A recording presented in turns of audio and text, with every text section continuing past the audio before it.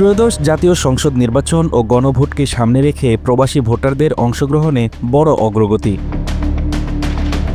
এখন পর্যন্ত ৩ লাখের বেশি প্রবাসী পোস্টাল ব্যালট দেশে পৌঁছেছে। নির্বাচন কমিশন জানিয়েছে, দেশে ও বিদেশে পোস্টাল ব্যালট কার্যক্রম চলছে পুরোদমে। বিশ্বের বিভিন্ন দেশ থেকে প্রবাসীদের পাঠানো পোস্টাল ব্যালট দেশে আসতে শুরু করেছে। নির্বাচন কমিশনের তথ্য অনুযায়ী বুধবার সকাল 9:30 পর্যন্ত পৌঁছেছে 3,26,020টি পোস্টাল ব্যালট। নির্বাচন কমিশনের তথ্য অনুযায়ী বুধবার সকাল 9:30 পর্যন্ত দেশে পৌঁছেছে 3,26,020টি পোস্টাল ব্যালট।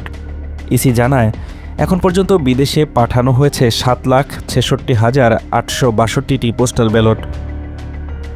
এর মধ্যে প্রবাসীরা গ্রহণ করেছেন 5,24,869টি। ভোট দিয়েছেন 4,72,410 জন প্রবাসী, আর পোস্ট অফিসে ব্যালট জমা দিয়েছেন 4,31,784 জন। এর মধ্যে রিটার্নিং কর্মকর্তার কাছে সরাসরি পাঠানো হয়েছে 41,178টি পোস্টাল ভোট।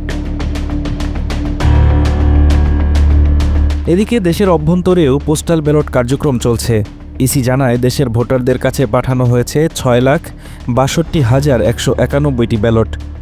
এর মধ্যে গ্রহণ করেছেন 1,31,691 জন ভোটার।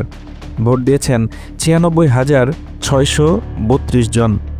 পোস্ট অফিসে ব্যালট জমা দিয়েছেন 1,04,165 জন।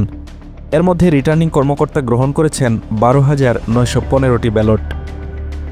নির্বাচন কমিশন জানিয়েছে, আগামী 12 ফেব্রুয়ারি সকাল 7:30 থেকে বিকাল 4:30 পর্যন্ত একযোগে অনুষ্ঠিত হবে ত্রয়োদশ জাতীয় সংসদ নির্বাচন ও গণভোট।